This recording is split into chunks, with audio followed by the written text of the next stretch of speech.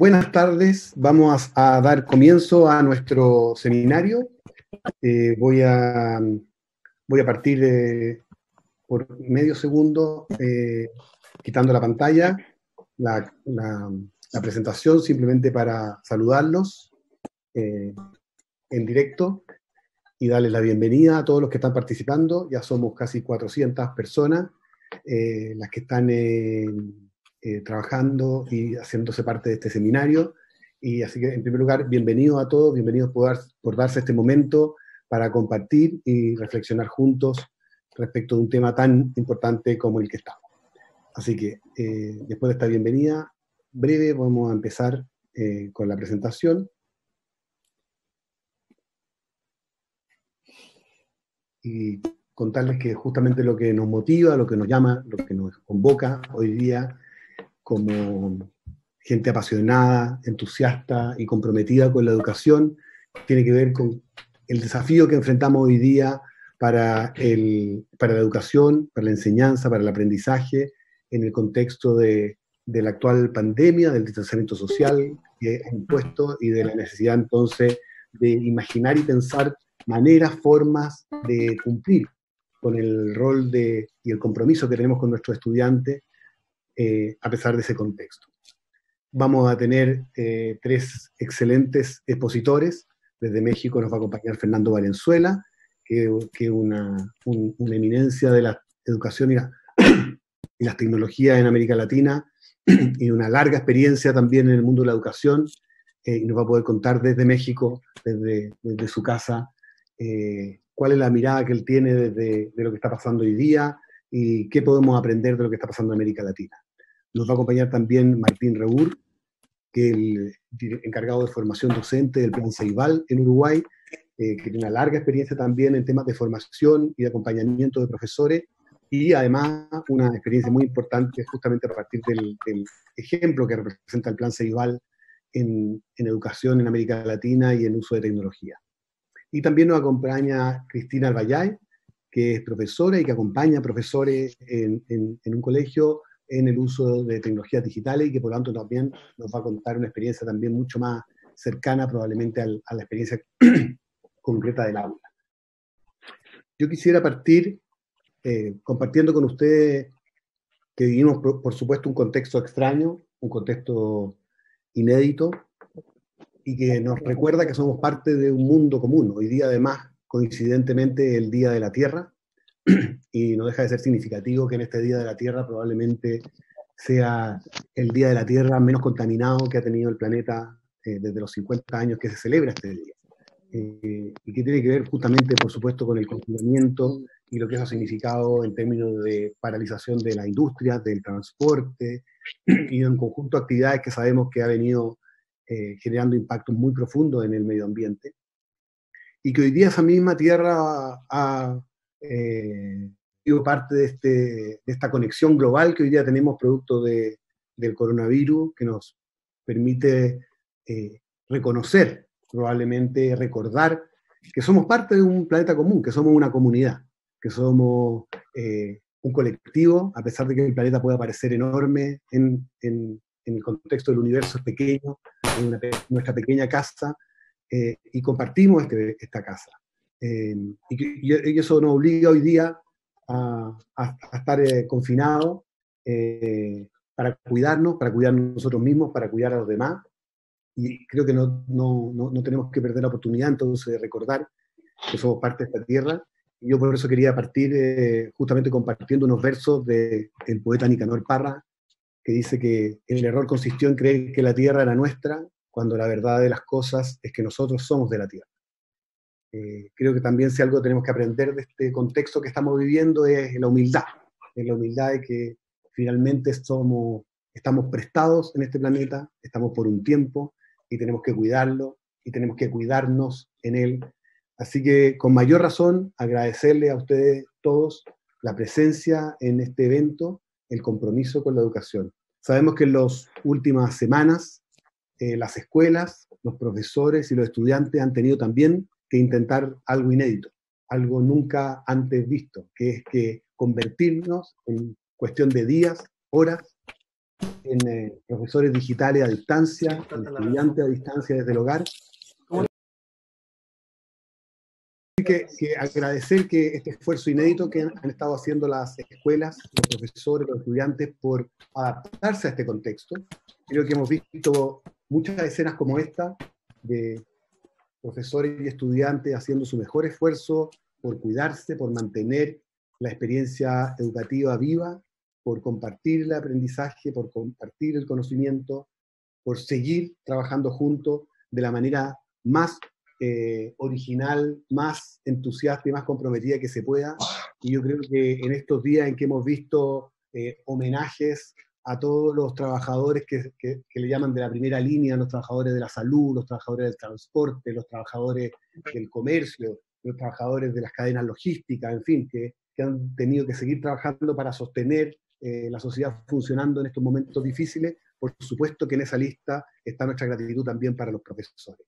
Los profesores que han seguido intentando en su mejor esfuerzo con todas las restricciones, limitaciones e improvisaciones que se puede hacer, también por supuesto con aciertos y errores, han intentado seguir sosteniendo la llama encendida del aprendizaje, y creo que frente a eso solo nos queda ser agradecidos profundamente por ese esfuerzo que están haciendo en beneficio de todos los niños, niñas, jóvenes de nuestros países.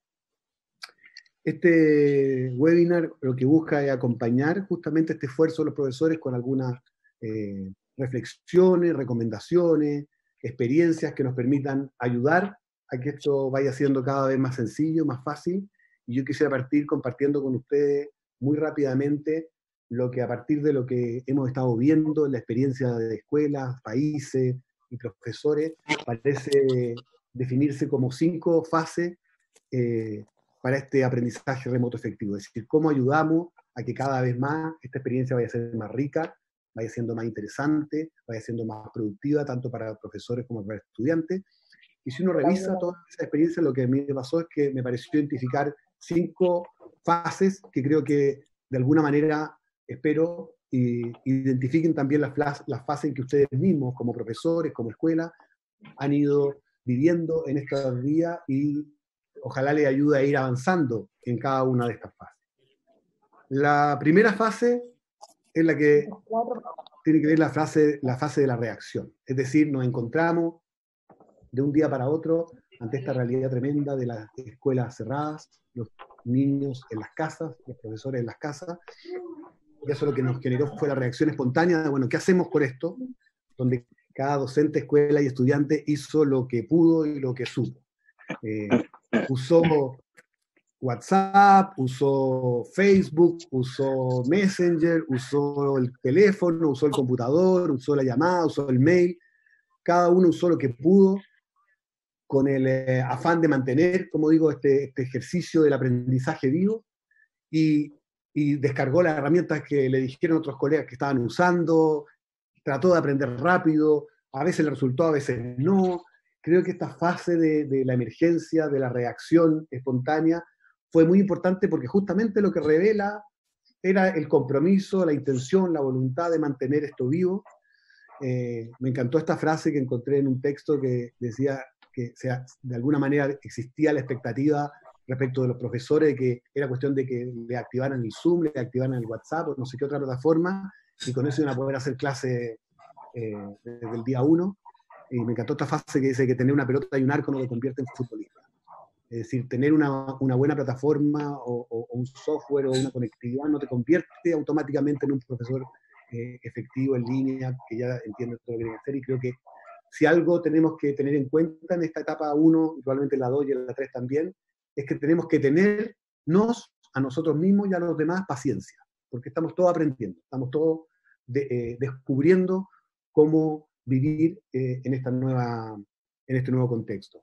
Y parte de esta etapa es que muchas decisiones importantes se posponen, porque estamos tratando de flotar, de mantener el aire en los pulmones, y por lo tanto estamos tratando de salir adelante. Esta etapa de la reacción, que es bien caótica y es bien difícil probablemente y bien estresante para profesores, estudiantes, familias, creo que fue algo de lo que vivimos al menos en Chile en las últimas semanas. Algunos de los profesores y escuelas y niños lograron pasar a la fase 2, que es la fase de replicar. Por supuesto, lo que tendemos a hacer naturalmente es que tratamos de repetir aquello que sabemos hacer, tratamos de replicar la experiencia presencial de la educación, la experiencia de la sala de clase, esta vez desde la distancia, y por lo tanto tratamos de mantener las clases sincrónicas, según el horario escolar. Probablemente el extremo más grande que yo vi en esto fue un colegio que no voy a mencionar ni el nombre ni el país del cual era, pero que mandó una comunicación respecto de las clases sincrónicas en video, explicando que los alumnos tenían que presentarse puntualmente a sus clases remotas con el uniforme completo del colegio. Es decir, este esfuerzo por hacer exactamente lo que hacíamos en la presencialidad, transferirlo a la experiencia remota, clase expositiva, un profesor que durante 45 minutos, como dura la hora de clase, o 90, si eran 2 horas las que tocaban, está presentando la materia, con materiales de lectura y de tareas para la casa, para que los alumnos trabajen en las tardes de sus casas. Creo que esto, lo que probablemente, esta etapa, lo que, siendo natural, es decir, tratamos de buscar lo conocido, lo que sabemos hacer, lo que veníamos haciendo. Creo que también, creo que los profesores han vivido la experiencia de que termina siendo un exceso desde el punto de vista emocional, desde el punto de vista del tiempo, desde el punto de vista también del trabajo de los propios estudiantes. En parte porque muchas de las malas prácticas que ya teníamos en la presencialidad las terminamos también replicando en la virtualidad. Y por lo tanto, independientemente de estas dificultades, por supuesto lo que yo quiero ahondar aquí es que es un instinto natural esta segunda fase. Es decir, recuperemos eso que perdimos y repliquémoslo en este nuevo contexto en vivo.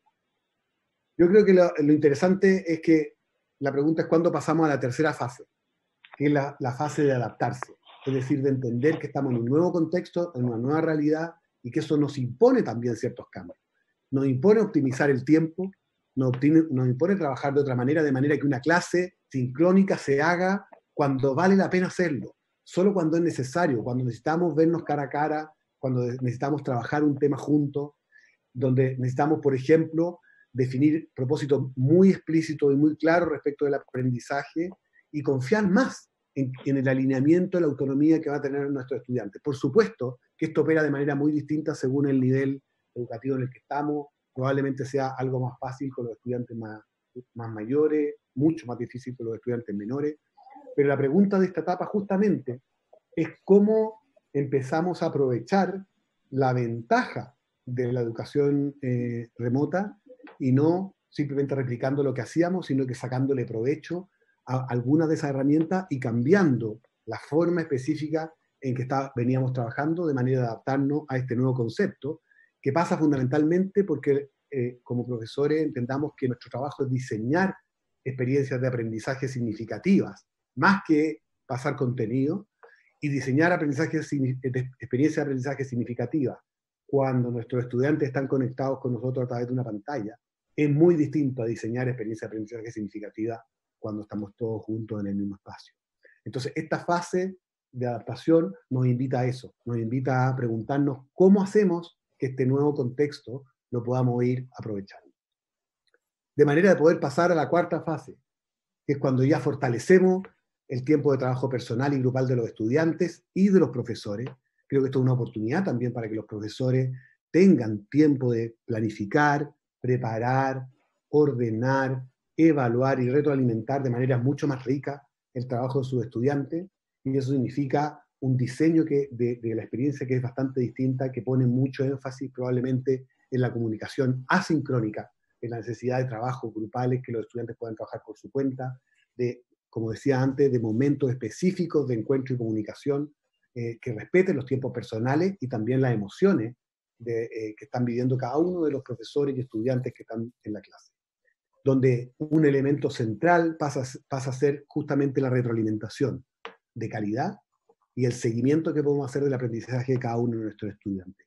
Y eso pasa, por tanto, por la capacidad que vayamos desarrollando de ir cuidando el vínculo con nuestros estudiantes, a pesar de la distancia y a pesar de la tecnología que se impone esta vez en el contacto.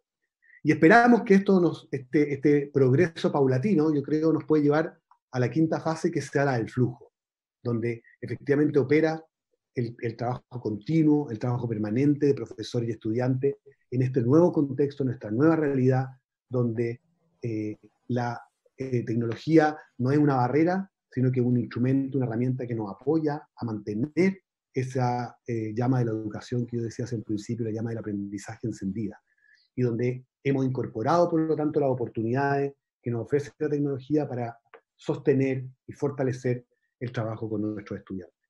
Yo quisiera señalar que este ejercicio de ir avanzando, de ir progresando, tiene dos cuestiones que me parecen fundamentales. La primera, entender que son fases probablemente necesarias.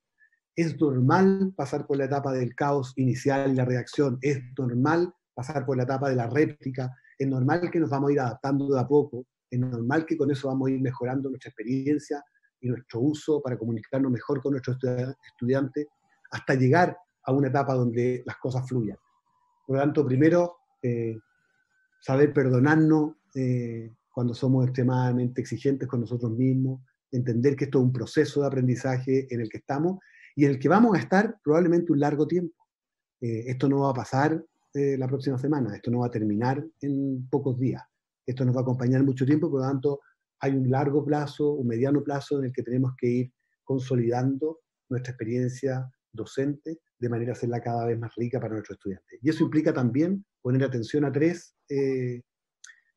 cuidados que yo digo que de la experiencia que hemos estado siguiendo nos parecen importantes. El primero, cuidado con la conectividad y los problemas de inequidad que hay detrás de la ausencia de conectividad en algunos de nuestros estudiantes. Esto yo me imagino que en este seminario también hay personas de otros países. La realidad de América Latina es bien diversa. Hay países donde la conectividad es más alta, es mayoritaria y alcanza a enormes porcentajes de estudiantes, y hay países donde la conectividad es muy baja. Pero incluso en países donde la conectividad es alta, como por ejemplo Uruguay o Chile, hay muchos estudiantes que tienen mala conectividad o ninguna conectividad. Y por lo tanto tenemos que ser capaces de, si bien podemos resolver una parte importante del problema, atendiendo a la mayoría de los estudiantes a través de plataformas y sistemas conectados de aprendizaje, tenemos que al mismo tiempo ser capaces de incorporar en nuestra preocupación y atención cómo vamos a ayudar a aquellos estudiantes que tengan problemas de conectividad, de manera que desde la educación no contribuyamos también a esa inequidad. El segundo cuidado que creo que hay que poner es el cuidado de los vínculos de las emociones.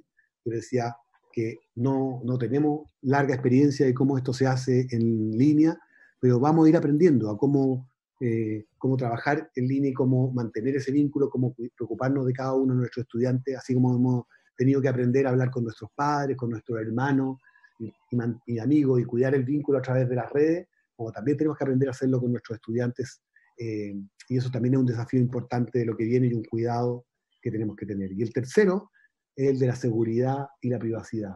Está lleno de plataformas allá afuera, distintas opciones alternativas, unas son más seguras y más privadas que otras, y nosotros tenemos que tener un especial cuidado en la seguridad y privacidad de nuestros estudiantes, y por lo tanto saber cómo cuidamos sus datos, qué plataformas usamos, qué mensaje transmitimos y cómo vamos formando también a nuestros estudiantes para que ellos también cuiden su privacidad y su seguridad.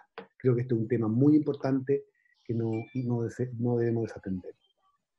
Quisiera terminar simplemente agradeciendo la presencia de cada uno de ustedes, invitarlo a que este esfuerzo que estamos haciendo como planeta, del que todos somos parte, de esta familia pequeña, en una casa pequeña que estamos viendo ahí en la pantalla, que hoy día nos invita a vivir más adentro, nos obligue también a reimaginar nuestro rol en la educación, nuestro papel, y nos invita a reencantarnos, a reenamorarnos con la tarea de educar. La tarea de educar no tiene que ver con una sala de clase, no tiene que ver con la pizarra, ni con la tiza, ni con el plumón, tiene que ver con nuestro compromiso con nuestros estudiantes. Y eso creo que está más vigente que nunca.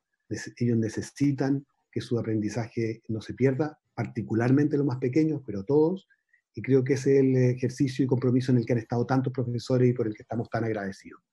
Así que no olvidemos que el error consistió en creer que la tierra era nuestra, cuando la verdad de las cosas es que nosotros somos de la tierra. Muchas gracias por este tiempo, y quisiera dejar con ustedes a nuestro siguiente panelista, que va a ser Fernando Valenzuela, de México, quien, como les decía hace un rato, tiene una larga experiencia en la educación de América Latina y que nos va a contar desde su perspectiva, desde su experiencia y desde su casa, lo que nos puede compartir respecto del papel de los profesores y la forma en que pueden mejorar el aprendizaje a distancia en nuestro contexto. Muchas gracias. Solamente un par de detalles. Hay varios que están preguntando. En primer lugar, como para responder rápidamente antes de darle la voz a Fernando, recordarles, por favor, que tengan siempre su micrófono apagado y así mantenemos el orden. Somos ya 421 participantes, están sumando algunos más.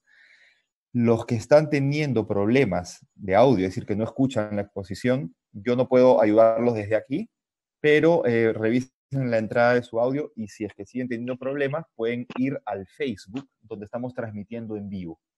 También, perdón, recomiendo, en general suele funcionar bastante bien si usan audífonos en lugar de parlantes. A veces se arregla con eso. Exacto.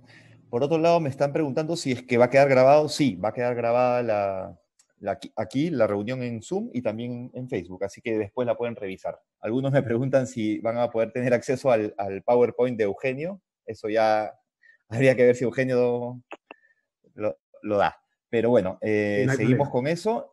Y los que tengan preguntas como técnicas o de los consejos que se van a ir dando durante el webinar, escríbanlo porque llega directamente aquí a la administración. Yo voy a recoger esas preguntas y al final vamos a tener el tiempo de preguntas para que sean respondidas por los expositores. Yo voy a subir Dicho la eso, presentación al Facebook ahora. Perfecto. Ahí estás con audio, Fernando, para que empieces. Ahora sí, muy bien. Bueno. Te escuchamos. Adelante. Muchísimas gracias. Quiero confirmar si la presentación se está viendo, nada más, si me hacen una señal por ahí. Sí, perfecto. Se ve. Bueno, pues muchísimas gracias y primero que nada, espero que todos los participantes estén cuidándose y con muy buena salud, y para mí es un honor compartir este espacio con Eugenio y conocer virtualmente a Cristina y a Martín. Debemos inventar un nuevo término para estas amistades que estamos construyendo en Zoom, así que son mis nuevos Zoom amigos. Y agradecer también, voy a construir desde donde habló Eugenio hace un momento, agradecer. Yo he visto varios webinars que empiezan agradeciendo a los profesores y concretamente a las profesoras, dándonos cuenta de que este sector es probablemente uno en donde hay muchísima más participación de mujeres que de hombres en el sector educativo. Estamos en este entorno que nunca habíamos experimentado, aprendiendo día a día, asimilando datos todos los días, uniendo patrones y reinventándonos. Así que este escenario nos ha cambiado de una manera que todavía no entendemos. Ha sido un choque abrupto. Muchos de nosotros, aparte de los que están infectados o que atienden a los que necesitan apoyo, hemos pasado de navegar de un ritmo acelerado a un ritmo de intimidad compartido, un poco raro, y también desarrollando una serie de habilidades distintas, ¿no? Estamos en este mundo agazapado que ahora parece estar más en sintonía con otra época, pero además estamos conectados 24/7, así que hay una gran confusión. Y lo que está pasando, lo que hablaba Eugenio de la planeación a largo plazo, pues resulta que el largo plazo son días o semanas. Así que si no es en este momento que vamos a cambiar, la verdad es que no sé cuándo. Yo quiero empezar la reflexión con dos conceptos que siempre utilizo y que me han guiado, ¿no? Estamos en una época donde aprendemos más de las personas que de las clases. Y esta palabra que aprendí en uno de mis viajes a Israel, que quiero compartir con ustedes, el concepto firgun, que es difícil de expresar en español, pero es este acto de compartir en forma desinteresada, sin una razón más que el beneficio de los demás. Yo he desarrollado a lo largo de los últimos años un trabajo que me lleva a entender la educación, la tecnología, el capital capital o el negocio y el impacto social. Y hoy más que nunca creo que la combinación entre educación, tecnología, capital o negocio, recursos financieros y el cierre de brechas cobra más relevancia que nunca. Y esta combinación a veces genera conflictos y es ahí donde tenemos que centrar nuestra atención. Yo formo parte de un grupo de líderes en la industria de EdTech que estamos repensando y compartiendo lo que está pasando en el mundo y les voy a transmitir desde esa perspectiva lo que yo he estado viendo en estas semanas. Realmente yo aposté hace más o menos 10 años a que como cualquier industria, la educación se iba a transformar con una fuerza de emprendimiento de los nuevos emprendedores educativos, así como los taxistas y los hoteles y los autos y casi todas las industrias se han transformado a partir de algún emprendimiento o de una combinación de emprendedores. Creo que en este momento la educación se va a transformar con el emprendimiento. Y así que esta reflexión que quiero compartir con todos ustedes es que el mundo va a cambiar y que va a cambiar con nosotros o sin nosotros y depende de la forma en la que respondemos y diseñamos nuestra adaptabilidad a este cambio. Entonces, estamos surgiendo de este momento sin precedentes, una transformación radical que no tiene ninguna certeza. Y para hacerlo, yo vi hace poco esta presentación que me hizo mucho sentido.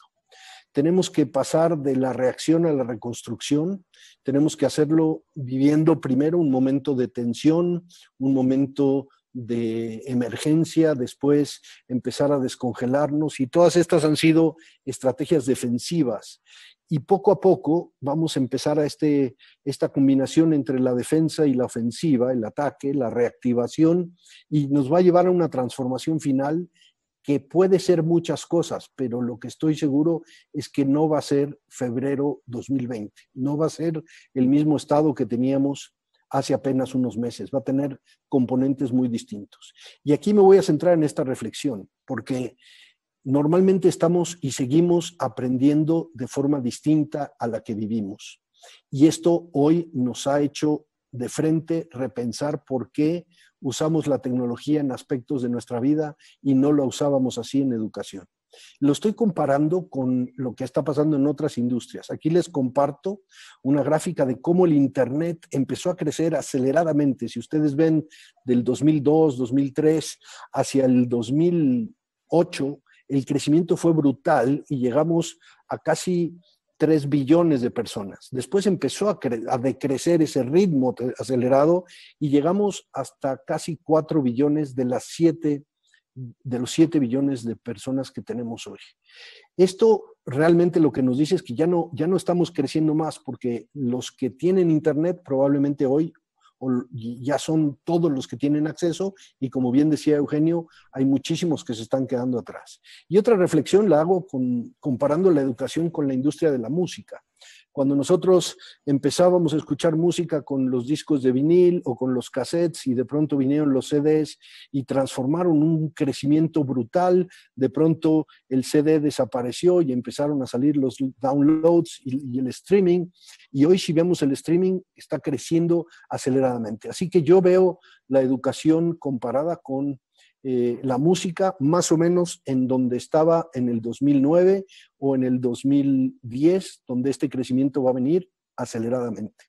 Pero la educación es un sistema complejo, tiene currículums, padres, instalaciones, regulación, es un sistema complejo. Y es un sistema complejo que para rediseñarlo hay que romper los componentes, mirarlos, ver si son relevantes con esta nueva realidad y empezar este proceso de ajuste, porque nadie va a redefinir un sistema complejo por decreto. No puede haber un gobierno, una institución, una escuela que pueda decir ahora este es el nuevo sistema de la educación, porque son muchas piezas, muchos componentes vivos, muchos stakeholders. Y entonces el rediseño de la educación que venía de meternos a todos en la misma clase y llevarnos en el mismo vagón de un año a otro, hoy nos vamos a dar cuenta que después de apenas un mes o 2 meses o el periodo que pasen las escuelas cerradas en el mundo, vamos a tener niños que se construyeron en forma completa y niños que no tuvieron la oportunidad,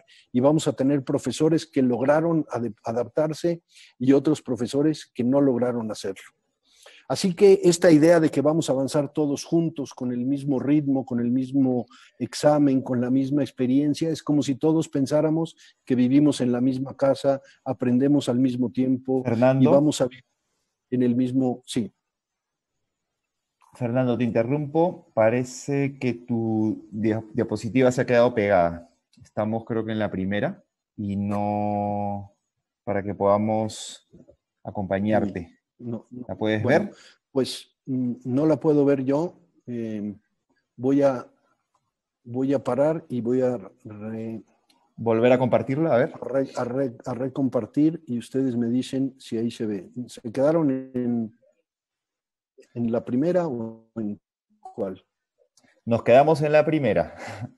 Sí, Uy, así que... Bueno, voy a pasar muy rápidamente. Vamos avanzando. Nada más. Ok.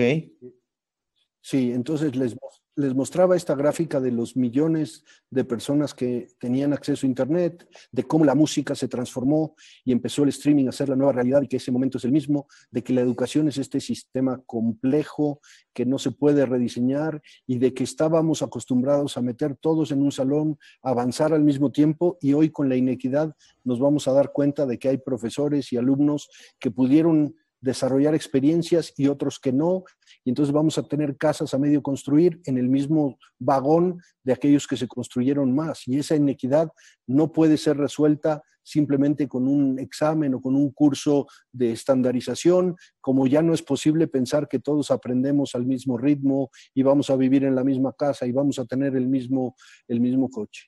Yo aquí les hago una reflexión, por ejemplo, de la doctora Bárbara Oakley de Coursera, una doctora de 64 años que ha sido una de las líderes en educación en línea y que básicamente esta mujer le ha dado clases a más de 2 millones de personas en línea.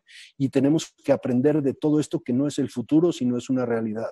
Tenemos que ver que los docentes tenemos que cubrir diferentes roles, diferentes papeles, tenemos que transformarnos aceleradamente y experimentar cuáles son los papeles que nos funcionan mejor. Al mismo tiempo, la humanidad se está repensando el impacto después de COVID. Mucho más humana, una nueva definición de prosperidad, una nueva definición de planeta, una nueva definición de sociedad. Y entonces uno de los primeros aspectos que tenemos que repensar es nuestra congruencia.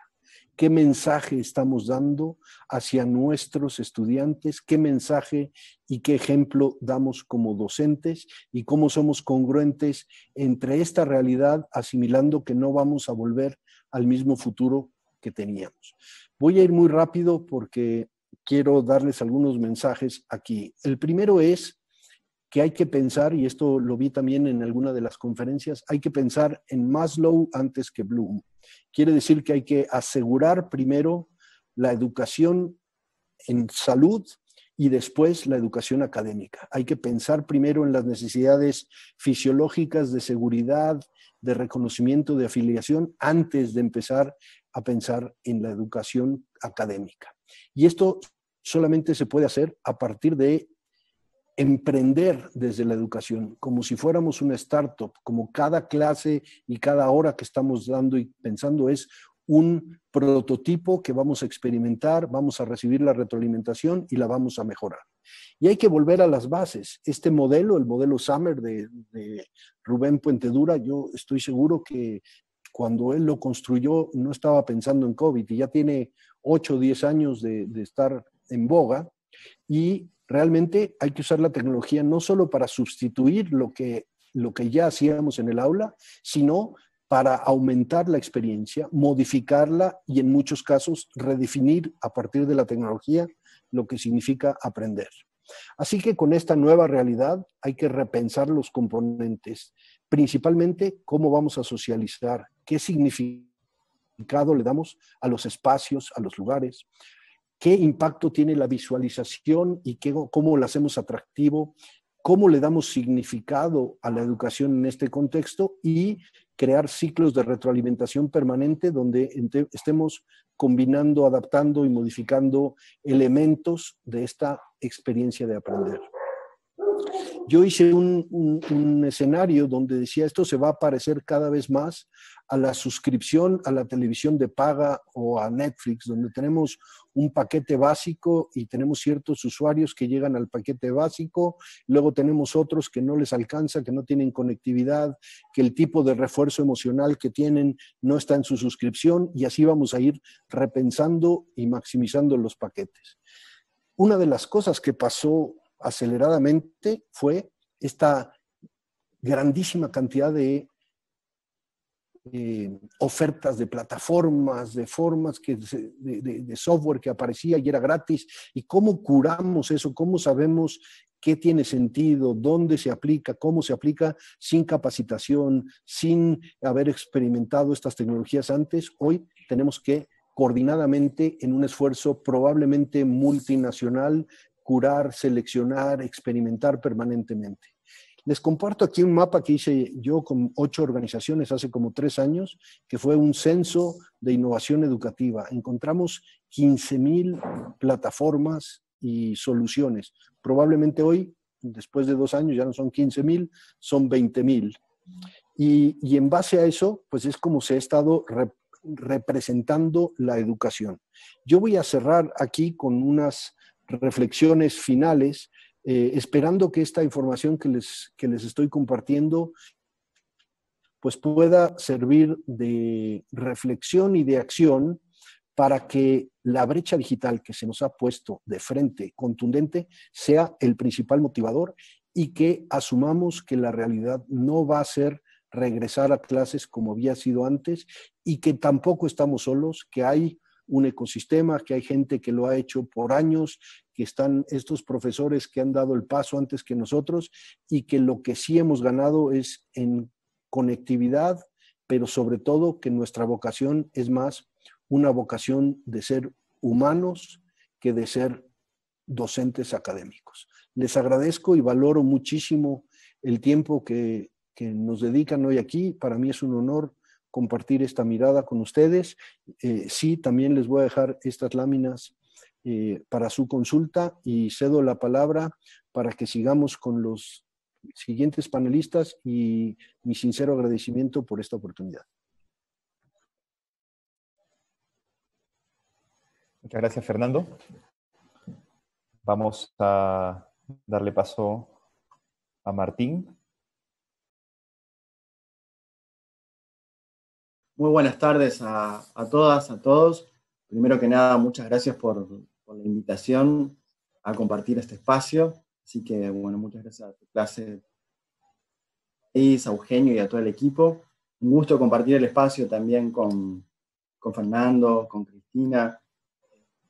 Creo que en el momento actual la posibilidad de juntarse con colegas y la posibilidad de compartir con todos estos 428 participantes que tenemos hoy aquí con nosotros es de las cosas buenas que nos trajo esto de la pandemia, ¿no?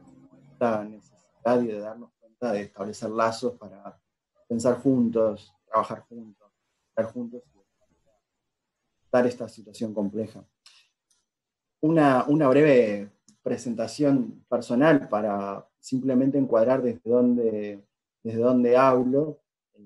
Bueno, mi nombre es Martín y estoy en este momento en Montevideo, en Uruguay. Trabajo en Plan Ceibal, soy gerente de formación ahí, así que una de mis pasiones tiene que ver con el desarrollo profesional docente y de qué manera pensar estos trayectos. Y bueno, creo que por ahí viene la invitación de Eugenio. Decía, bueno, vengo desde Plan Ceibal, con seguridad muchos de ustedes conozcan, es una política pública que años que se inició con el objetivo de democratizar las tecnologías de la información y la comunicación, en base a un modelo 1 a 1, es decir, hace 13 años que Uruguay entrega un dispositivo, sea un laptop, una tablet, y esto acompañado con conectividad a las escuelas, con plataformas educativas, con proyectos de formación, con espacios makers. Es decir, Uruguay hace 13 años que viene trabajando en esto de la integración de las tecnologías y de la cultura digital en la educación. Pero dicho todo esto, que puede sonar como muchas veces nos dicen, bueno, ustedes tienen un camino andado que hace que tal vez los agarre mejor parados en este momento. Y bueno, puede ser que sí. Eugenio en un momento al inicio planteaba esto, bueno, contar con cierta infraestructura nos da otras posibilidades, sin lugar a dudas. Pero miren que los desafíos siguen siendo grandes y muy importantes. Voy a compartir la pantalla.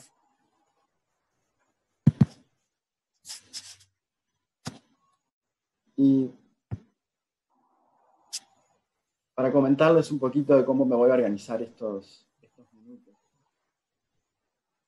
Sin lugar a dudas que cuando pensé qué compartir con ustedes, no quise pararme tanto sobre el lugar de las tecnologías y especialista en tecnologías, sino que un poco mi sensación y hablando con colegas es de qué manera lograr un poquito de calma como para poder pensar y ordenarnos en lo que estamos.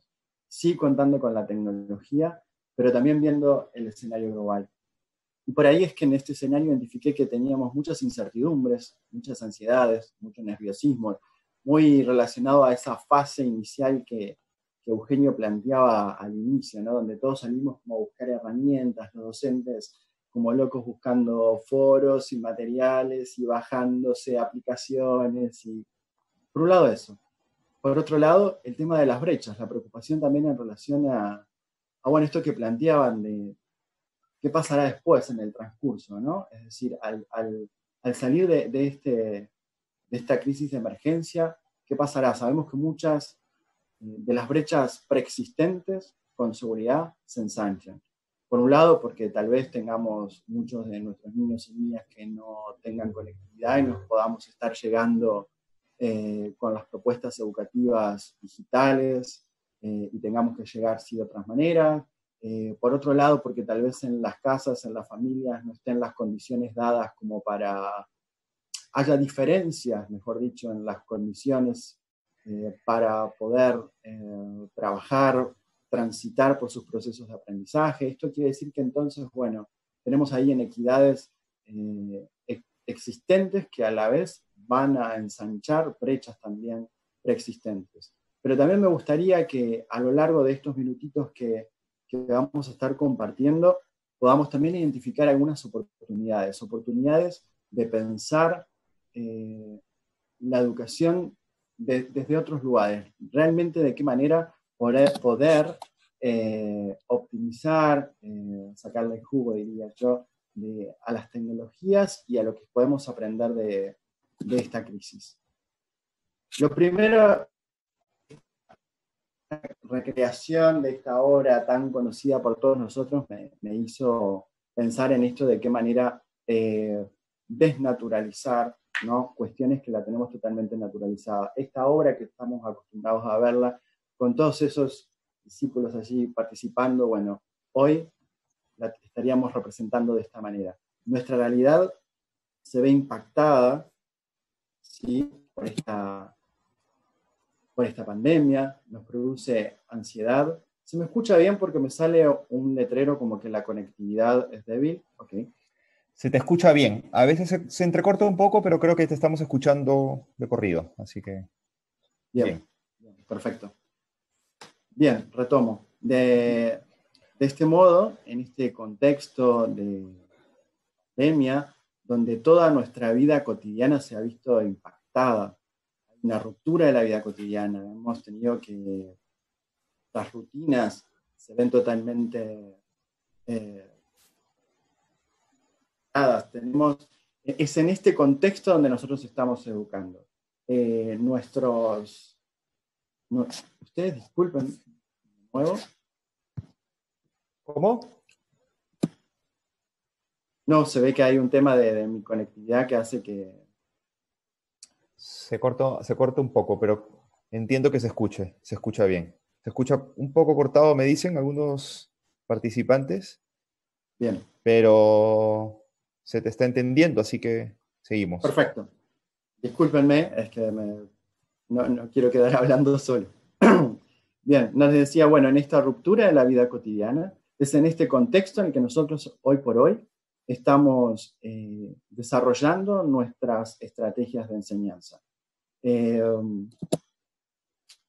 No olvidar esto, que estamos buscando en el medio de una pandemia. Muchas veces un poco la sensación que me ha provocado en esta búsqueda de recursos, de herramientas, donde vivimos buscando, digamos, aplicaciones, charlando con colegas, etc.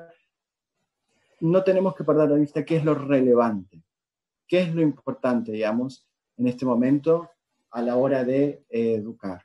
Entonces, ahí tenemos que preguntarnos en este contexto general de pandemia, en este aislamiento, donde en los espacios familiares se superponen digamos, el espacio de estudio, donde se superpone el trabajo de las familias, etc. Bueno, ¿qué es lo relevante de enseñar? O sea, tenemos que seguir con esta visión enciclopedista de contenido. Bueno, ¿qué es lo relevante para estos niños, niñas y familias en este contexto específico? Para esos niños que tal vez no cuentan con todos los recursos en esos contextos, bueno, efectivamente, ¿qué es lo relevante?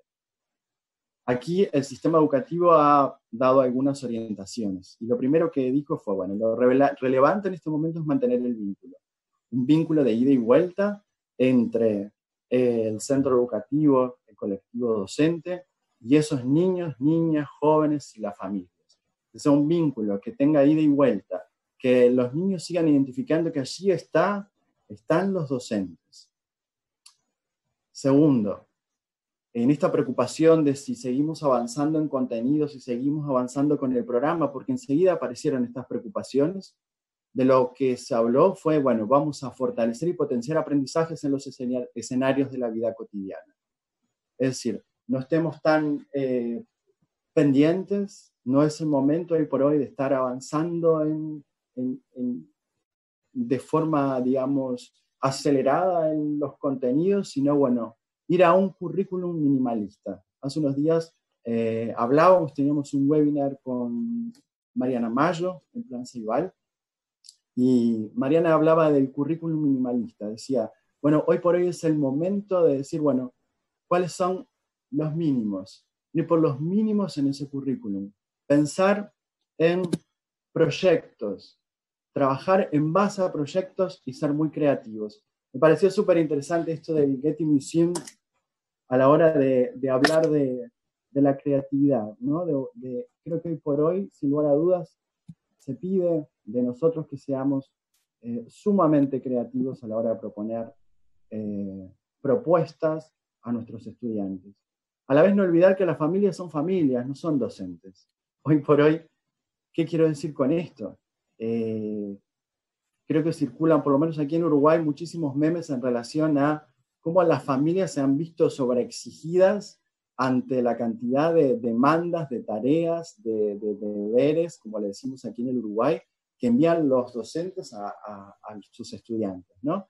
Y bueno, aquí tenemos que ser como dosificar mucho lo que estamos pidiéndole a nuestros estudiantes. Entender de que, bueno, las familias a la vez están trabajando, se les superpone con una serie de actividades. Tenemos que lograr que sean aliados, que puedan confiar en la institución educativa. Tenemos que poder sugerir, orientar, proponer. Los otros días hablamos con unos colegas, la escuela siempre lo hizo esto. De alguna manera siempre estuvo orientando a las familias en cómo, por ejemplo, generar condiciones para que los niños puedan realizar su tarea, o cómo contribuir al desarrollo de la autorregulación. La educación virtual, la educación a distancia, el trabajar en una plataforma, el poder, exige niveles de autorregulación de nuestros estudiantes bien importantes. Y tenemos que ayudar a las familias, a los padres, a las madres, a poder generar esas condiciones, ¿sí? Y entonces tenemos que poder incluirlos también a las propuestas y estar bien cerca de ellos. Pasos de gigante. Yo creo que en este mes y poco, aquí en Uruguay se suspendieron las clases presenciales por el 13 de marzo, más o menos. Más o menos, no, el 13 de marzo exactamente. Hoy por hoy estamos volviendo en las escuelas rurales. En el día de hoy comenzaron algunas escuelas rurales a reintegrarse. Pero los otros días escuchamos a Giovanni donde planteaba que 2 décadas en una semana. Decía, bueno, en muchas universidades estuvo trabajando durante 2 décadas aproximadamente en cómo pasar a la virtualidad. Y en una semana tuvieron que poner, digamos, toda la propuesta de cursos de la universidad en un formato virtual. Es decir, como que de alguna manera se aceleró lo que se venía trabajando de forma progresiva durante 2 décadas. En una semana los docentes tuvieron que empezar a trabajar. Obviamente de que en ese sentido no estamos todos los docentes en el mismo punto de partida, ¿no? Si bien, por ejemplo, aquí en Ceibal hace 13 años que estamos trabajando, tenemos docentes que tienen una larga trayectoria en el diseño de propuestas virtuales de enseñanza, y tenemos otros que tal vez tuvieron que animarse y no tuvieron muchas más posibilidades en el contexto de emergencia sanitaria y empezar a trabajar con sus estudiantes. ¿Qué le decimos a estos docentes que tienen más experiencia y a estos docentes que están comenzando?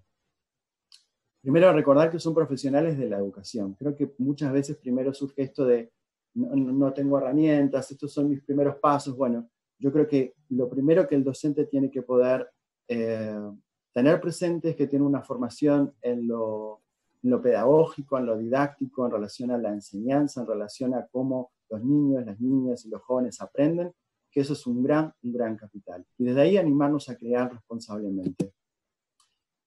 No estamos solos en esto. Sin lugar a dudas que lo fundamental es poder pensar en redes de colegas, en comunidades de práctica, en espacios como en el que actualmente estamos compartiendo. Mi recomendación es justamente esto, ponerse a trabajar de forma conjunta con colegas.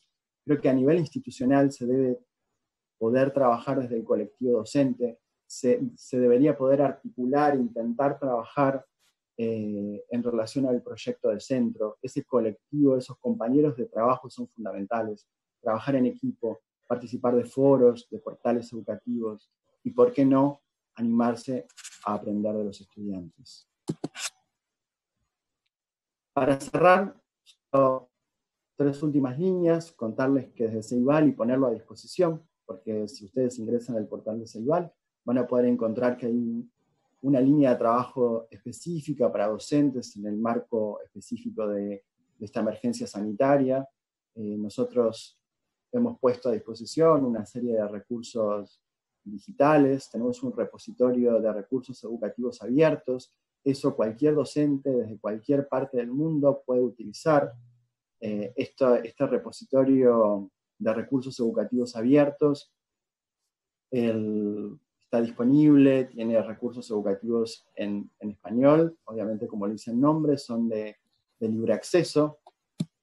También contarles de que tenemos un espacio para las familias. Allí ustedes pueden encontrar algunas actividades abiertas, sugerencias para trabajo de las familias conjuntamente con sus hijos e hijas. A la vez hemos generado junto a UNICEF Uruguay una guía de apoyo psicoemocional para familias durante la cuarentena. Esa guía también trae algunos tips, algunas recomendaciones y orientaciones de trabajo. De trabajo no, más de actividades de las familias con sus hijos. Y por último hemos desarrollado una línea dedicada a estudiantes, donde aquí no solo trabajamos los docentes y sus grupos de estudiantes, sino que Ceibal a la vez genera una serie de propuestas lúdicas, recreativas, donde, bueno, a través de las redes sociales convoca a los jóvenes a participar.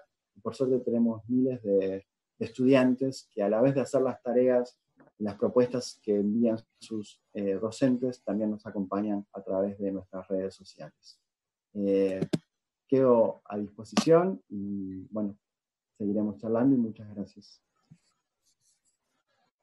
Muchas gracias, Martín. Vamos ahora a activar el audio de Cristina. Ahí está, Cristina. Hola, muchas gracias por esta invitación hoy día. Mi nombre es María Cristina Albellay y yo trabajo en un colegio en Santiago de la zona oriente, colegio privado. Soy muy afortunada de tener un rol de acompañar a los profesores en la integración de la tecnología en el currículum.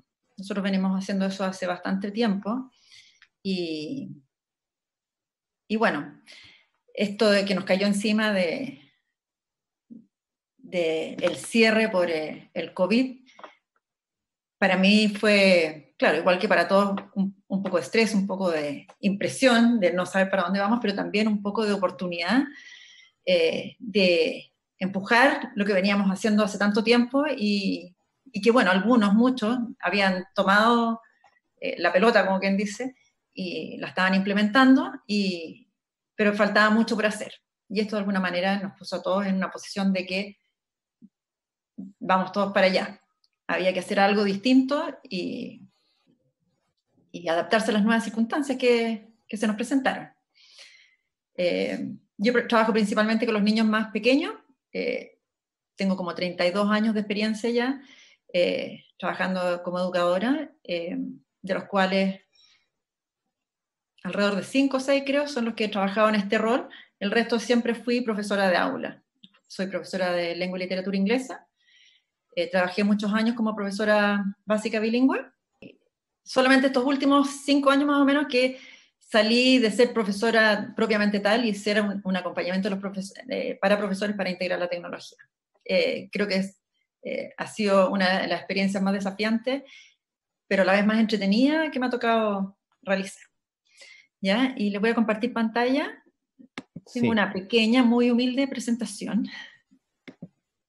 Voy a rescatar algo que dijo Martín recién hace poco, con respecto al bienestar personal. Creo que me siento incómodo porque me siento como que estoy hablando sola. Un minuto. Que creo que es fundamental y lo primero que uno debe, como hincarle el diente, como decimos acá en Chile, a la hora de establecer relaciones con los alumnos, pero desde el área más bien de directiva también, con los profes, saber cómo están, y no solamente una vez a la semana, sino prácticamente en forma diaria, ¿no es cierto? Cada vez que uno se contacta y se comunica con profesores, con los alumnos, preguntar cómo están las familias, saber si necesitan algo, porque en estas circunstancias que estamos viviendo, uno nunca sabe, a lo mejor ahora estamos todos sanos y eso no vaya a ser por mucho tiempo más. Entonces, es muy importante mantenerse al día de cómo estamos todos siempre, saber si hay alumnos que están desconectados y por qué estarían desconectados, si les pasa algo, y buscar también que en esa relación que se va construyendo, muy cercana, a pesar de la distancia física, muy cercana con las familias y con los niños, sobre todo, que ellos también confíen en nosotros si necesitan algo, para que nosotros también, desde nuestro rol de educadores, podamos hacer algo por ellos. Hay mucha preocupación, no solamente por lo que es lo académico, sino que también por lo que es el bienestar físico-emocional de los niños, porque hay tanta diversidad de situaciones en los diferentes hogares, que aprender en una casa o mandar a los niños muchas tareas en una casa donde quizás hay violencia intrafamiliar, hay que estar atentos. Bueno, ahí mi rol es integradora de tecnología o coach de integración de tecnología. ¿Qué significa eso? No significa que yo ando vendiendo aplicaciones ni tecnología, simplemente yo trabajo mano a mano con los profesores, con los docentes, mirando el currículum, estudiando el currículum para ver dónde hay oportunidades de integrar tecnología y hacer cosas que permitan un aprendizaje más profundo y donde los alumnos ojalá sean más que consumidores de tecnología, de todas maneras ser creadores de tecnología o de material digital, por decirlo de alguna manera. Ya trabajo en Santiago College y estoy presente en redes sociales, en Instagram, que es donde más comparto porque es muy visual y eso me gusta mucho, y ahí siempre pongo como una explicación, me permite una explicación más larga de lo que estoy haciendo porque siempre pongo con una descripción, y también en Twitter, por si a alguien le interesa. Pero vamos a ir a la siguiente diapositiva. Ahí viene. Bueno, una de las cosas importantes que creo que es necesario hacer y que los mismos docentes se empoderen, ¿no es cierto? Recién Martín decía, ellos son profesionales, los educadores son profesionales de la educación, y como tales tienen que ser capaces de diseñar actividades de aprendizaje para sus alumnos, ¿no es cierto? Y en estas circunstancias, si bien es tan distinto a lo que estamos haciendo normalmente en clase, en el colegio, es una oportunidad, porque muchas veces nos hemos quejado del currículum que es tan contenidista, que es quizás obsoleto en algunas cosas. Esta es una oportunidad que tenemos todos y es necesario que cada uno se crea el cuento y se empodere en diseñar sus propias oportunidades también de acuerdo a lo que él cree que es mejor para sus alumnos. Todos tenemos distintas realidades personales y también con nuestros alumnos. Y si bien estuvimos en Chile, por lo menos, apenas 6 días para conocer físicamente a nuestros alumnos y nos fuimos cada uno para su casa, en estas interacciones que uno puede hacer en forma virtual o quizás por vía telefónica o por la forma que uno se pueda comunicar con sus alumnos, que es lo que recién decía yo, rescatando lo que había dicho Martín, que es crear relaciones interpersonales con ellos, conocerlos, saber quiénes son y qué problemas tienen o en qué situaciones están. Solamente nosotros como educadores podemos saber qué experiencias van a ser más significativas para ellos. Entonces son cosas que uno puede hacer solamente paso a paso y en forma muy práctica, ¿no es cierto?, de acuerdo a la realidad de cada uno.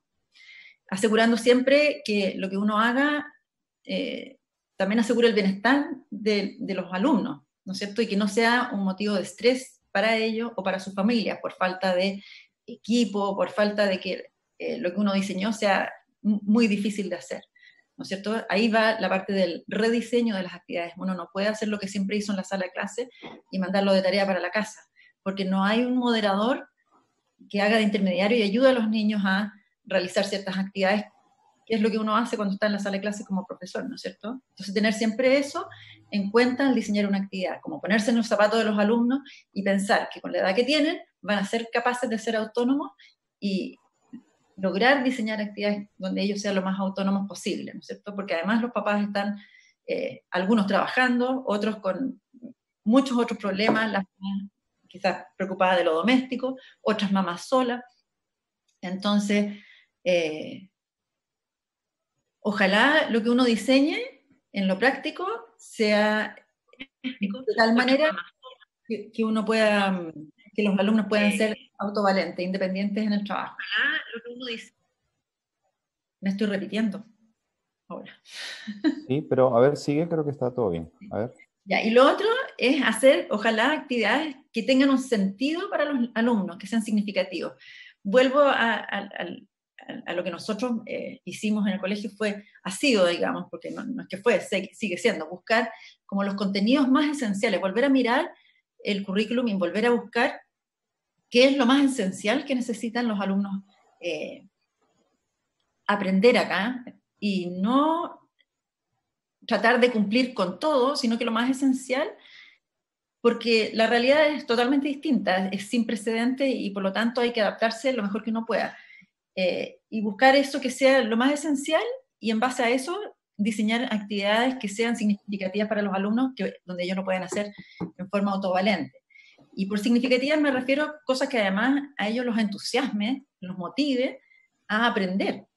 No que tengan que hacer algo por cumplir. No es rellenar una hoja o completar un cuestionario, sino que ojalá que ellos vayan, salgan e investiguen. Existen un movimiento que se llama el Genius Hour Project, no sé si lo conocen, que está basado en la experiencia o un proyecto que hacían en Google, donde daban el 20%, que en realidad no era el 20%, era como el 12% de tiempo a la gente que trabajaba en Google para investigar lo que ellos quisieran.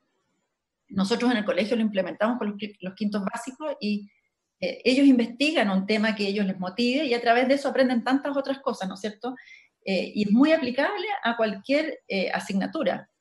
Ellos aprenden algo, documentan ese aprendizaje y luego crean algo con lo que ellos han aprendido. Y eso es una actividad súper alternativa, pero que al final uno puede meterle ciertos contenidos y motivar a los alumnos a que ellos puedan trabajar en forma independiente, autónoma y ¿cómo se llama? Es un aprendizaje al final de vida, ¿no es cierto? Esto de empoderar a los profesores es muy importante. Nadie conoce a sus alumnos mejor que los profesores. Y quizás los mismos profesores pueden hacer este Genius Hour como parte de un desarrollo profesional. ¿Cómo voy a lograr que mis alumnos aprendan mejor? ¿Cómo se enseña para que esto resulte, ¿no es cierto? Y mejorar así las prácticas metodológicas por sobre las herramientas que quizás a uno la deslumbran.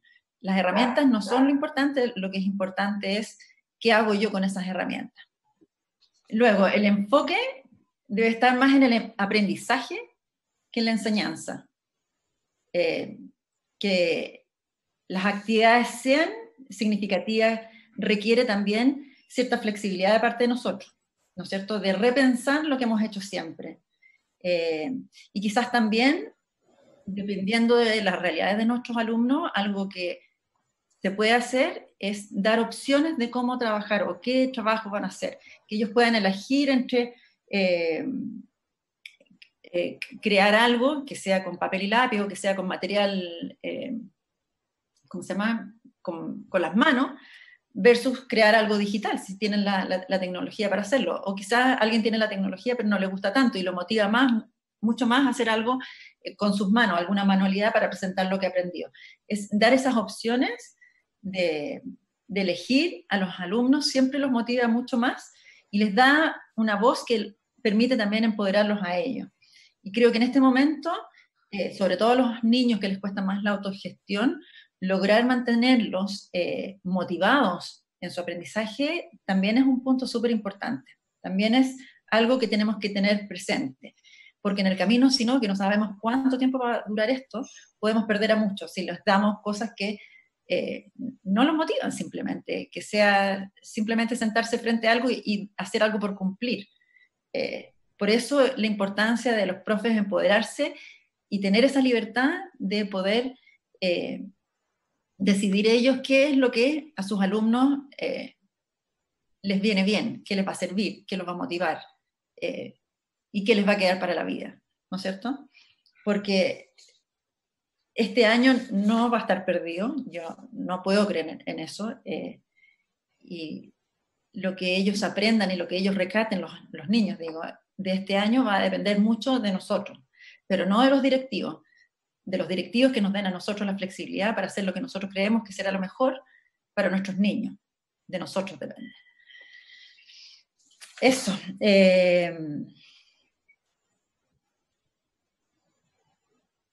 La tecnología en este momento yo creo que, bueno, hay muchas herramientas, algunas hay, mostraba la curatoría que se hizo desde ISTE, que es una sociedad de tecnología educativa, con EdSearch hicieron una curatoría de un montón de material de tecnologías que se pueden usar para comunicarse, pero más que la tecnología en sí, lo importante es cómo uno lo va a usar. Y en esta parte de crear relaciones interpersonales, usar herramientas que permiten encontrarse con los alumnos y verse cara a cara y que los mismos niños se vean cara a cara porque se echan de menos, es también importante, ¿no es cierto? Existen muchas plataformas desde donde uno puede comunicarse, pero como bien decía Eugenio, tenemos que ser muy cuidadosos de la privacidad de los alumnos, porque muchas de estas plataformas toman datos de los alumnos y los conservan y después lo pueden tener ahí años y uno no tiene control sobre eso. Hay que ver que las herramientas que nosotros elijamos también estén adecuadas y sean seguros para la edad que tengan. ¿Ya? Finalmente,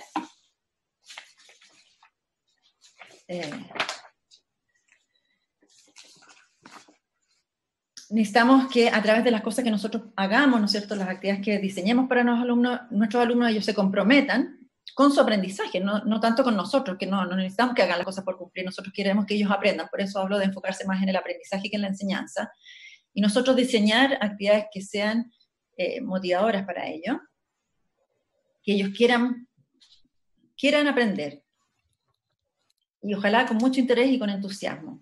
Empoderarlos y que se interesen en este aprendizaje porque es parte de su futuro, y no solo hacer las cosas por cumplir. Y modelar con ellos, ¿no es cierto?, la capacidad de nosotros como adultos de resiliencia, de reponernos a esta situación que ha sido difícil, no solamente en el ámbito laboral, sino que también en los ámbitos familiares, y proyectar positivamente que uno puede salir fortalecido hacia el futuro, tener una mirada positiva hacia el futuro, ¿no es cierto? Pero la pregunta es, ¿volveremos a lo mismo? ¿A las mismas clases que hacíamos antes? ¿O cuál va a ser nuestro nuevo normal en los colegios? Ojalá que nunca más vuelva a ser el mismo normal en el sentido de metodologías que ya son algo anticuadas para los tiempos que estamos viviendo. Está claro que con esta situación que nos está tocando vivir, hay muchas posibilidades en la tecnología inserta en la educación. Y ojalá que muchos profes se den cuenta de eso y de lo importante que es su rol, y su rol de ser y modelar para siempre para los alumnos, que también somos aprendices de por vida. Que si no resulta algo con una tecnología, que los niños vean que uno igual está tratando, ¿no es cierto? Y que uno hace esfuerzos para capacitarse, para aprender y mejorar.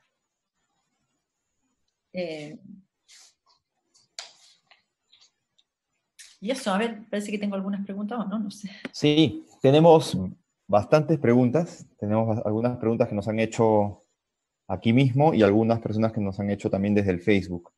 Sí, quería quedar en esta última diapositiva nomás y enfocarme en algo que ya lo dije varias veces, pero que nunca está de más, que yo creo que lo más importante en estas circunstancias y para poder tener un buen ambiente para un buen aprendizaje es las relaciones interpersonales, ¿no es cierto? Demostrarle a nuestros alumnos que nosotros estamos haciendo nuestro mejor esfuerzo, aunque no siempre resulte todo lo que queremos hacer con ellos, pero hay que tirarse a la piscina, ¿no es cierto? Y preocuparnos por ellos y por sus familias. Perfecto. Poner nota, y más que enfocarse en las notas, en los trabajos que ellos vayan entregando, vayan haciendo, ¿no es cierto? Enfocarse en dar una buena retroalimentación, que es algo que también rescato que había dicho Eugenio, ¿no es cierto? Dar realimentación sobre las tareas y los trabajos es más importante en este momento que la nota, porque eso va a mantener a los alumnos mucho más comprometidos con su aprendizaje que el que nosotros les devolvamos una simple nota. Ya, voy a ver las preguntas que me estaban haciendo, a ver, ¿dónde las veo acá? Voy a dejar de compartir. Okay. Yo tengo más bien unas preguntas seleccionadas. Las primeras personas que hicieron preguntas, Marcela le pregunta a Eugenio.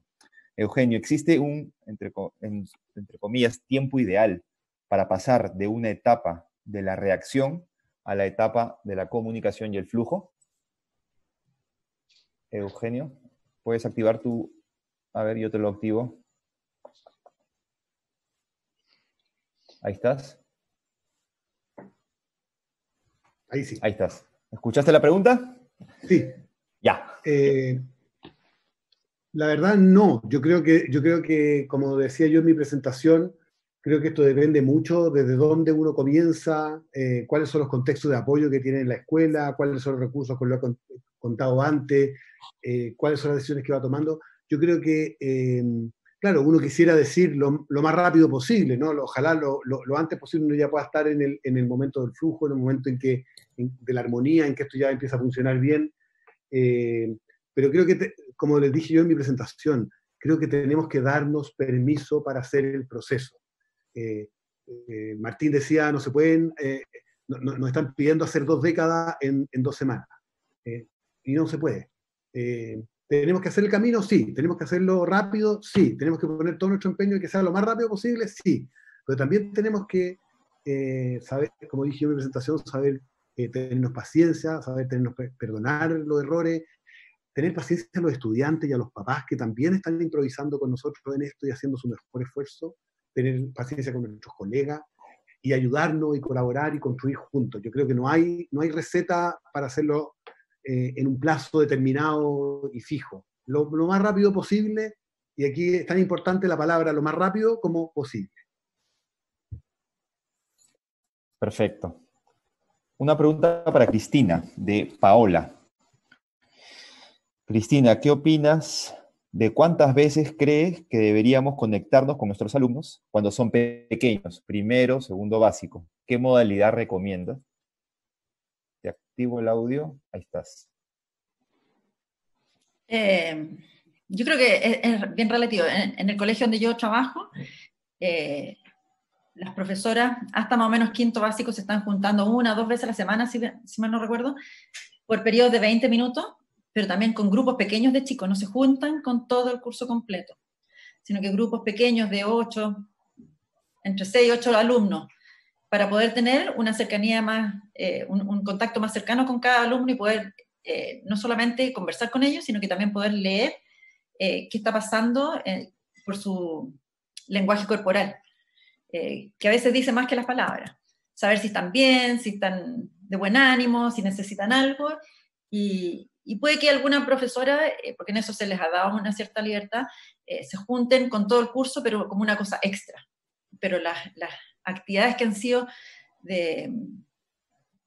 como planificadas han sido por periodos como de 20 minutos, no más que eso, y para actividades muy puntuales, cortitas, donde también hay 5 minutos al principio, que es solamente para saber cómo están, para preguntarles en qué están, cómo lo han pasado, qué han hecho, etc. Y después entra en alguna actividad que sea más bien interactiva. Desde compartir pantallas, hay algunas pantallas blancas que permiten que los alumnos trabajen con uno en ellas, y todos trabajan en un mismo documento también en Google. Hay estas cosas que las profes han hecho. Yo los invito, está ese Instagram que les dejé, donde yo comparto hartas cosas que las mismas profes hacen y me las devuelven, y yo las publico. Excelente. Tengo una pregunta para Fernando. Voy a activarte el audio, Fernando. Y la pregunta es de Gabriela. Hola, soy jefe técnico del Complejo Educacional San Agustín en Ricanray. Me gustaría pedirle a Fernando si pudiera dar un ejemplo aún más concreto de cómo emprender desde la educación. ¿Cómo se explica eso de que cada clase es un prototipo? Sí, ¿Escuchaste, Fernando? Ya. Sí, perfectamente. Gracias. Sí, evidentemente este es un método de trabajo que tiene que ver con esta idea primero de empezar por la experiencia de los estudiantes. O sea, es decir, el primer paso es entender a los estudiantes desde qué sienten, qué piensan, cómo actúan, y a partir de ahí ofrecerles una experiencia de aprendizaje que nos permita verificar que efectivamente se enganchan, se generó el aprendizaje, hubo la interacción social, y entonces regresar con la experiencia entregada, con los datos y con el diseño a la siguiente iteración. Entonces, es una forma de pensar en que nunca vamos a llegar a un proceso o a un producto terminado, sino que siempre es un producto que itera, recibe retroalimentación, y esa retroalimentación proviene de los estudiantes y se mejora. Y a la hora de mejorar el diseño fueron algunas de las herramientas que yo les presenté en el principio, ¿no? Tenemos que ver si estamos reemplazando con el uso de la tecnología la experiencia que ya teníamos, si la estamos aumentando, si la estamos enriqueciendo o la estamos modificando. Entonces, esos son el tipo de herramientas donde pensamos siempre en un producto mínimo viable. Ese producto mínimo viable se entrega como si estuviéramos haciendo la versión 1.0 del WhatsApp, que no nos permitía hacer grupos y mandar archivos, y en la versión 8 ya lo hacía. Bueno, eso mismo ocurre con cada experiencia de cada cliente, de cada estudiante. Excelente. Tenemos una pregunta para Martín. Desde Facebook nos pregunta Hugo Torres. Después que pase la pandemia, ¿qué tipo de comunidad escolar queremos ser? ¿Qué tipo de aprendizaje queremos desarrollar? ¿Qué tipo de aula debemos construir? ¿Escuchaste, Martín? Sí. ¿Cuántas preguntas? Sí. Sí, muchas preguntas, y en verdad, preguntas que en verdad muchísimos haciendo y previo también a la pandemia, ¿no? Es decir, previo a esta pandemia uno se venía preguntando, o sea, ¿qué educación en el momento actual queremos, nos soñamos, nos imaginamos, es necesaria en este contexto? Yo creo que lo primero que tenemos que pensar tiene que ver con que, como decía Cristina, no puede ser, no podemos pensar la educación como la seguíamos. Muchas veces en las discusiones que en estos días venimos teniendo con colegas, siempre estamos pensando, nos plantean esto de la presencialidad. Cuando volvamos, ¿no? Como que si vamos a volver a una normalidad y de nuevo la presencialidad nos va a dar esta tranquilidad de como la educación se estaba funcionando bien, o sea, ya teníamos nuestros problemas, ya teníamos nuestros grandes desafíos. Que creo que, bueno, la pandemia a la vez amplificó algunas cuestiones, pero creo que a la vez nos lanzó, y es esa idea de oportunidad que yo pretendía trabajar un poco en los minutos en los que hablé, nos lanzó a probar algunas cuestiones, nos sacaron de lo seguro, nos sacaron de lo que durante décadas y siglos de didáctica y pedagogía se fue armando en esto de las constantes de tiempo, espacio, todos en el mismo lugar, aprendiendo lo mismo, con un mismo ritmo, y bueno, nos lanzaron, bueno, ya no tienes este tiempo, no tienes este espacio, tienes que pensarlo de otra manera y no hay otra posibilidad y hay que mantener el vínculo. Bueno, ahí nos lanzaron a ser creativos, a probar nuevas cuestiones, ¿no? Un poco, yo creo que cada docente, o sea, más allá de los sistemas, creo que cada docente fue buscando como ese prototipo de lo que decía Fernando, ¿no? En función de qué es lo que me resulta con este grupo y qué es lo que me resulta en definitiva con cada uno de los niños. Creo que tenemos que aprender por ahí, porque los discursos de no estar tan centrados en la enseñanza y estar pensando y posicionarnos desde el aprendizaje y partir de los intereses, las necesidades, es un discurso que ya tiene décadas también en la educación, pero que no logramos del todo dejar una didáctica clásica, dejar esa mirada de pensar, bueno, iba a decir el aula, ¿no? Justamente, ¿no? Es como que estamos matrizados con eso, y está mucho pararnos desde los procesos. Creo que hoy por hoy tenemos que pensar en una educación que vaya hacia estas cuestiones de ese currículum mínimo que decía Mayo. Bueno, efectivamente, ¿qué es lo relevante? ¿Qué es lo importante que aprendan? ¿Cuáles son a la vez las habilidades, las competencias que son necesarias que se desarrollen? Esas cuestiones creo que va a venir por ahí, por lo interdisciplinario, por el trabajo en base a proyectos, en base a desafíos, interniveles, con múltiples planos y escenarios trabajando en el mismo momento. Y creo que también una educación muy humanizada, ¿no? Si bien la tecnología al servicio de aprendizajes, pero una tecnología humanizada. No sé si le contesté la pregunta, pasa que son...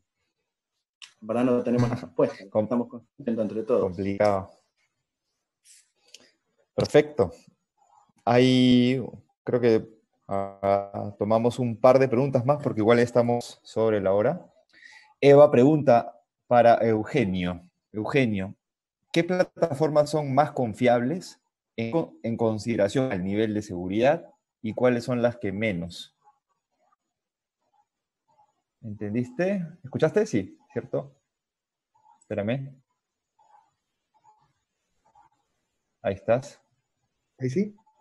Ahora sí. Están haciendo preguntas difíciles. Para eso es.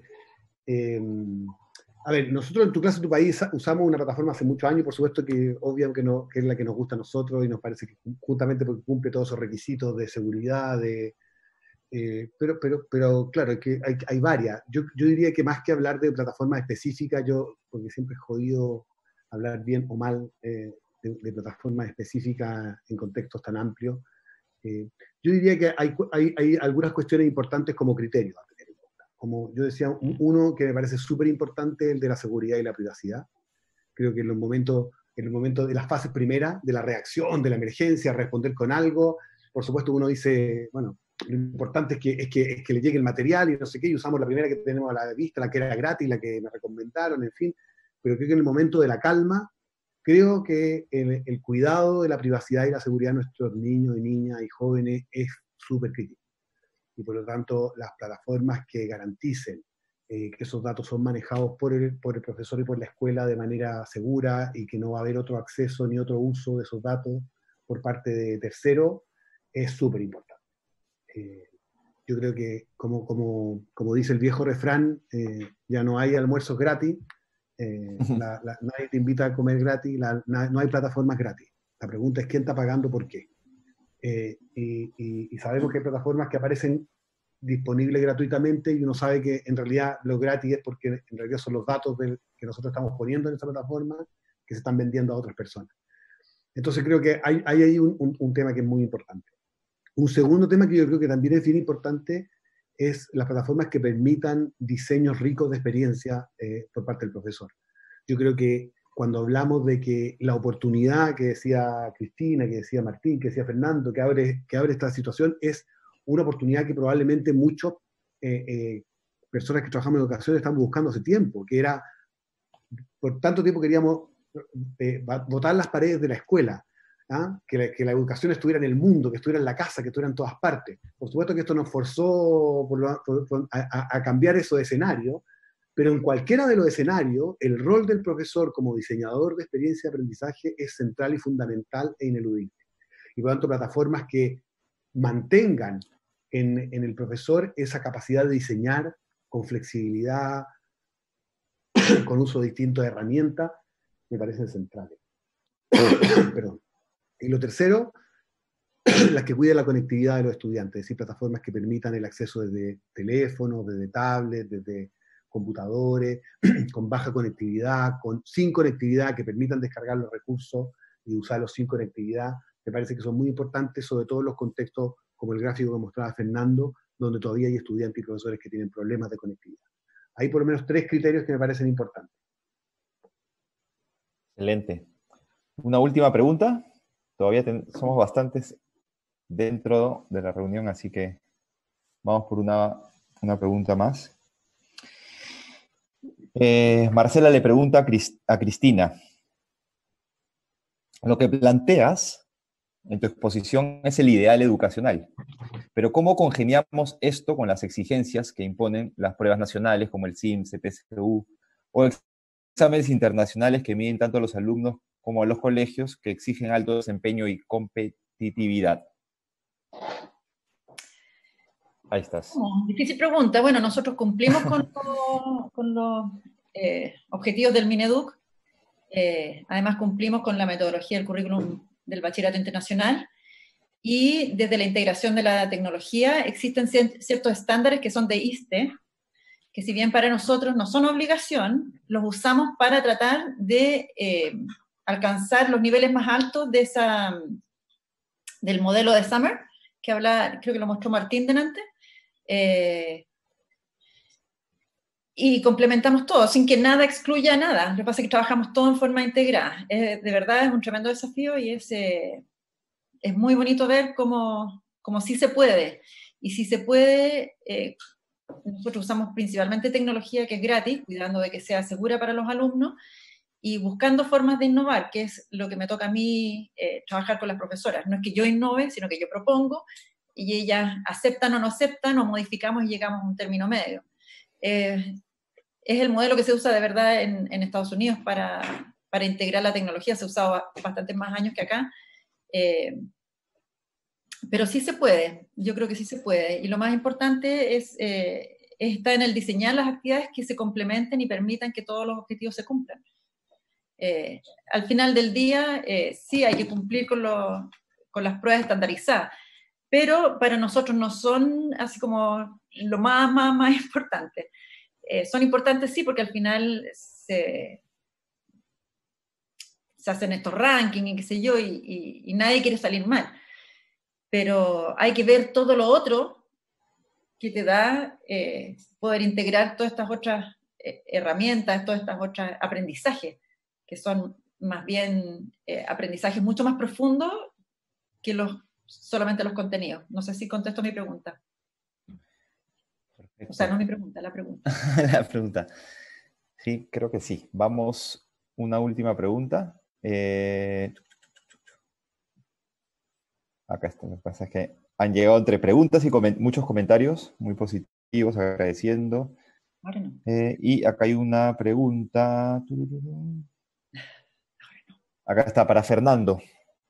Fernando, ¿qué consejos prácticos darías tú qué consejos prácticos hay para dar conectividad a quienes no la tienen, cuidando la confiabilidad y factibilidad en cuanto a costos? Se cayó Fernando, yo creo que Se algo le cayó. pasó a su conectividad. ¿Puedo contestar Se yo? cayó. ¿Puedo ayudar ahí o no? ¿Ya? ¿Ok? A ver, hay muchas herramientas que son gratuitas y que son diseñadas específicamente para educación.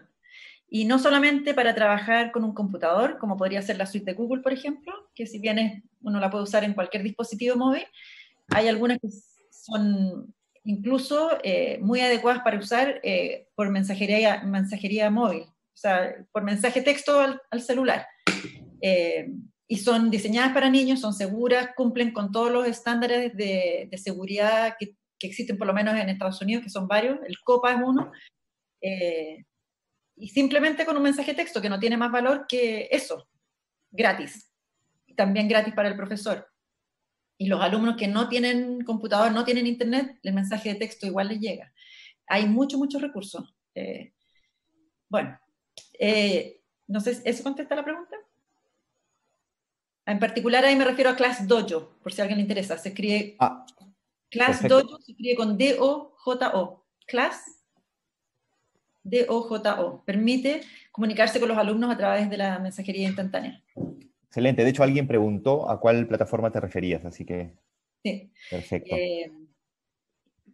Eso, pero hay muchas, es cosa de buscar. Bueno, ahí si uno busca en esa página que había compartido en algún momento Fernando, que es una curatoría existente específicamente para ahora, para este tiempo de COVID-19, por ISTE y por EdSearch, que es otra como empresa que se dedica a la tecnología educativa. Hay material para todos los gustos, incluso para padres. Y ahí uno puede rescatar lo que más le sirva y para los niveles que sirvan y de acuerdo a la realidad que uno tenga. Eso, excelente. Algunos comentarios. Tenemos más preguntas, pero creo que ya el tiempo nos pasó, así que muchas gracias por la actividad realizada. Aportes reales de los panelistas y en un contexto muy real, con dificultades de comunicación.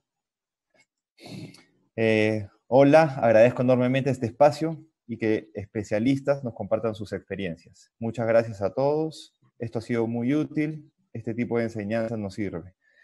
Así tenemos varios comentarios, varias preguntas desde Facebook también. Quiero mencionar que en Facebook hemos dejado un link a una carpeta con las presentaciones para que los que las quieran utilizar puedan ahí acceder a ella.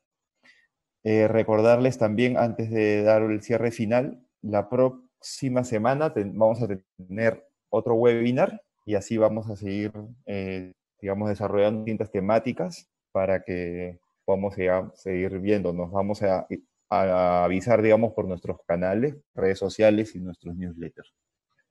Eugenio, te dejo la palabra para... Sí, 3 cosas solamente.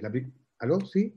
¿Me escuchan? Sí, estás. Sí. Estás. 3 cosas quería yo decir. La primera es que justamente quería comentar que queremos hacer por lo menos un par de webinars más. Queremos dedicar uno particularmente a los desafíos de la educación inicial, los primeros años. Creo que el tema de la educación remota es difícil en todos los años de la educación escolar, pero es particularmente desafiante en los primeros años.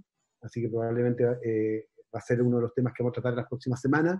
Y otro que también nos parece muy importante y que ha salido varias veces hoy día aquí, queremos tratar el tema vinculado a la gestión de las emociones y de los vínculos en contextos de distancia, ¿no? Y cómo podemos también ahí involucrar a los padres, involucrar a los niños, y cómo vamos considerando ese cuidado que tenemos que tener con niños y niñas en un contexto donde también es probable que muchos de ellos estén viviendo situaciones difíciles de hacinamiento, de dificultades por la salida, de incluso, ojalá que sea lo menos posible, pero también podríamos encontrarnos con parientes que están enfermos. Entonces creo que es parte de lo que tenemos que incorporar en cómo vamos a ser contenedores también de ese tipo de situaciones. Así, primera cosa, invitarlo a que estén atentos a estos webinars que vamos a tener las próximas semanas. Lo segundo, mi equipo me retaron por WhatsApp porque no dije que la mejor plataforma era la de nosotros. Así que bueno, agrego que la mejor plataforma es la de nosotros, para que no me reten. Así que la pueden ver en nuestra página web y así no voy a tener problemas después con mi equipo. Y lo tercero, agradecerle a todos ustedes, a todos los que han participado en este evento. Creo que es un lujo que podamos tener la oportunidad en estas circunstancias de vernos, de conocernos, de compartir, de reflexionar juntos. Agradecerle las preguntas, los comentarios, y agradecerle muy particularmente a Cristina, a Martín y a Fernando su aporte y su participación desde donde están. Creo que tenemos una linda oportunidad por delante. Creo que yo, que soy un optimista irremediable, creo que tenemos un contexto difícil, pero eso nos abre oportunidades para imaginar y soñar y concretar esos sueños de una educación distinta. Muchas veces nos dijimos, bueno, es muy difícil cambiar la educación y al mismo tiempo seguir haciendo lo que estamos haciendo porque es tan consumidor de tiempo. Bueno, ya no estamos haciendo lo que estábamos haciendo. Es el momento, como decía Fernando, si no ahora, ¿cuándo? De que podamos hacer los cambios que nuestra educación necesite, que nuestros niños necesitan. Así que animarlos a que nos sigamos acompañando, nos sigamos cuidando, y muchas gracias por su participación. Un abrazo grande. Ya podemos mirarnos. Muchas gracias por participar y nos vemos el próximo miércoles en el siguiente webinar para los que estén interesados. Muchas gracias.